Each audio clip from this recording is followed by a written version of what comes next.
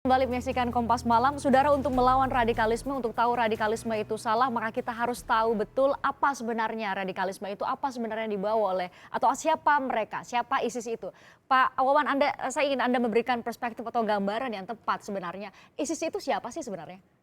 Ya, ISIS ini seperti yang diakui oleh Hillary Clinton mengatakan bahwa memang itu bentukan Amerika, Inggris, dan Israel untuk meruntuhkan Bashar al-Assad. Dan ini konteks Arab Spring dan mentok di Suriah setelah mereka berhasil meruntuhkan Libya, Tunisia, Mesir. Ya. Jadi kalau ada yang menjanjikan surga, kalau saya gabung ke ISIS, saya berkorban menjanjikan surga, itu betul nggak? Ya, ini kan bumbu-bumbu di mana mereka memutar ayat, memenggal, memotong. Nah, ini kan persoalan politik lagi, politik menggunakan agama. Karena bungkus agama itu efektif untuk seperti ini. Nah, ketika dia ingin menjatuhkan Bashar al-Assad yang sudah berkuasa dari bapaknya awalnya, dan ternyata tidak mampu diruntuhkan karena di belakangnya ada Suriah dan punya senjata, ada Rusia, kemudian di belakangnya ada senjata kimia, akhirnya mentok di situ. Dan masuknya Ayman al-Zawahiri ke ISIS membuat ISIS pecah jadi 14 faksi. Al-Qaeda masuk, seperti apa jadinya? Tidak terkontrol. Akhirnya perang antar faksi itu sendiri. Perang antar faksi, ya sudah, lepas tangan. Yang akhirnya Amerika, Inggris, Israel tidak berdaya. Malah justru berbaliknya sekarang menyerang. Yang dipres seperti itu, timbul perlawanan. Perlawanan dampaknya apa? Prancis disikat, Belgia disikat. Termasuk Indonesia? Termasuk Indonesia?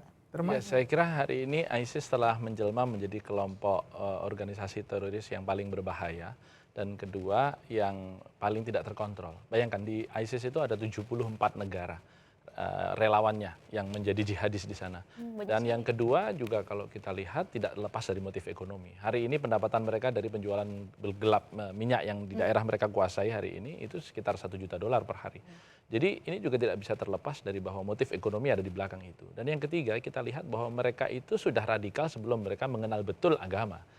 Kalau kita lihat mbahnya Abu Bakar al-Baghdadi ini, namanya Abu Mus'ab az-Zarqawi, itu juga seorang preman tadinya.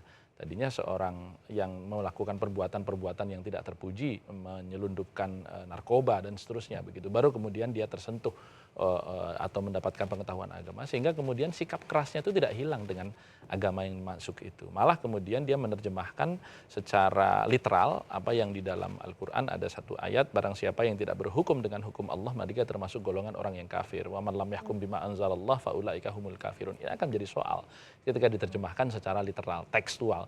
Karena kemudian harus juga diletakkan bahwa Allah tidak akan membebani seseorang melainkan sesuai dengan kemampuannya. La yukallifullahu nafsan illa wus'aha.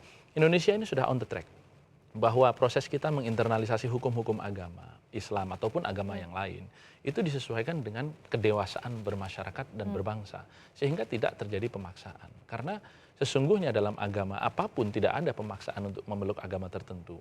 Setiap pendakwah itu hanya dimintakan untuk mengingatkan. Berkenaan dengan keyakinan ya. Betul. Berkenaan dengan keyakinan. Saya ingin ke Mas Saidiman. Mas Saidiman dengan 7,5%, kecil sih, tapi kemudian Anda katakan tadi bahwa mereka menunjukkan eksistensinya dan kemudian kelihatan masif begitu. Bagaimana seharusnya cara ideal dengan tidak memberikan ruang kepada mereka, dengan tidak memberikan kesempatan mereka untuk menjadi besar yang dilakukan oleh pemerintah dan kita semua? Saya kira pertama saya menarik sekali tadi yang disampaikan oleh Pak Wawan yang mengatakan bahwa ini ya kita sering mendengar itu bahwa motif ISIS ekonomi ini dan sebagainya. ada motif ekonomi di sana, ada motif politik, kepentingan kawasan dan seterusnya. Itu satu hal, tetapi jangan lupa kita juga harus menyadari bahwa ini orang-orang ini bersedia mati untuk satu.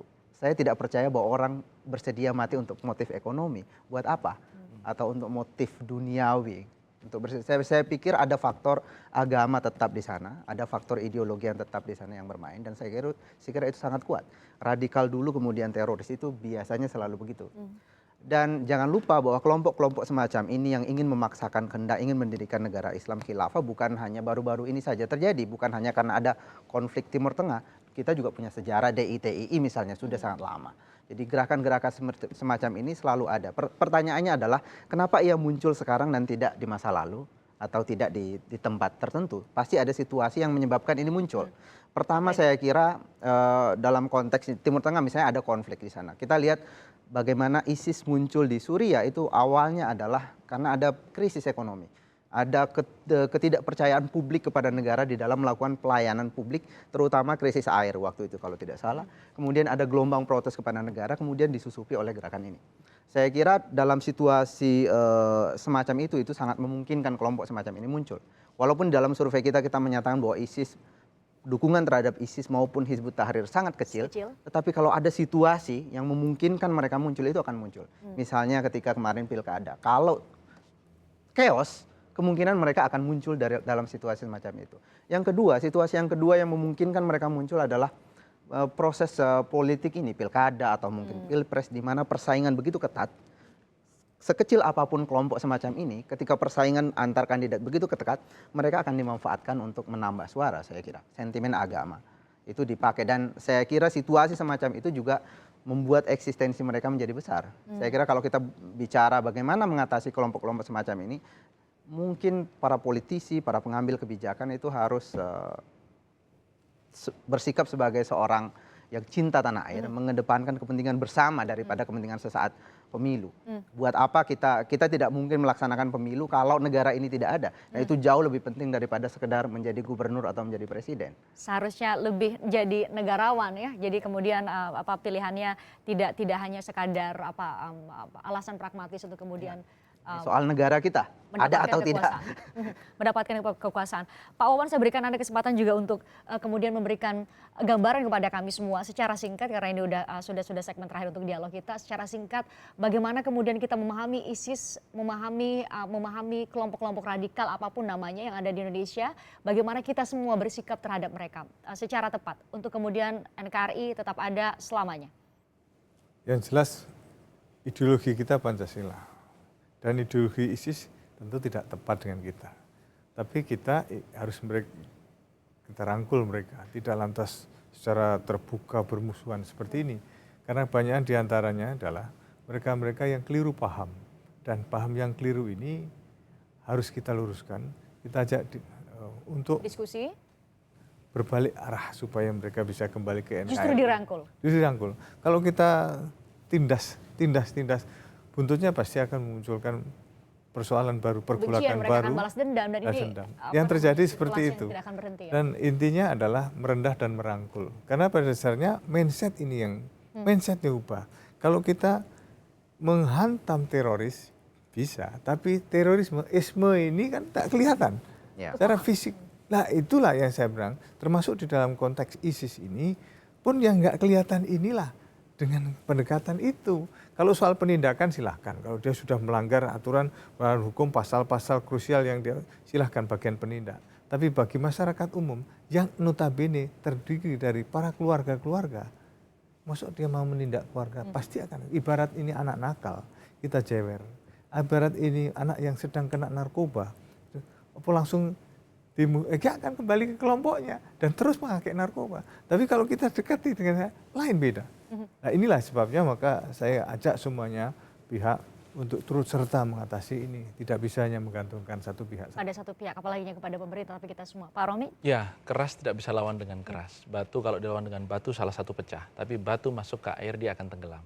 Karena itu memang pendekatan persuasif yang harus dilakukan. Saya pun menyediakan diri untuk berdialog dengan kelompok manapun dalam rangka untuk mempersuasi dan kemudian mengajak diskusi sampai pada satu kesimpulan. Sampai soal sejarah tadi juga. Betul, karena itulah yang kemudian saya kampanyekan keliling, saya safari Ramadan maupun di luar Ramadan, saya keliling terus menyampaikan hal itu ke kampus-kampus saya, menyampaikan hal itu. Kemudian yang kedua, ISIS ini bukan Islam, karena Islam tidak mengajarkan kekerasan. Islam mengajarkan kelembutan, dan Rasul itu bisa membesarkan Islam sampai hari ini menjadi agama terbesar kedua di dunia, itu karena kelembutannya, bukan karena kekerasannya. Semoga pesan ini tersampaikan malam ini kepada kita semua, setidaknya yang nonton Kompas TV, kita harapkan kemudian mengurungkan niatnya untuk kemudian melakukan aksi-aksi radikalisme, atau setidaknya untuk kemudian melakukan kekerasan kepada sesamanya lah di Indonesia. Terima kasih Pak Romah Hurmuzi, Ketua Umum Partai Persatuan Pembangunan, Pak Wawan Purwanto, Direktur Komunikasi dan Informasi BIN, Mas Saidiman Ahmad, peneliti dan dari SMRC sudah hadir di Kompas Malam. Semoga kita semua bisa menjaga Indonesia untuk tidak melakukan aksi radikalisme sama-sama.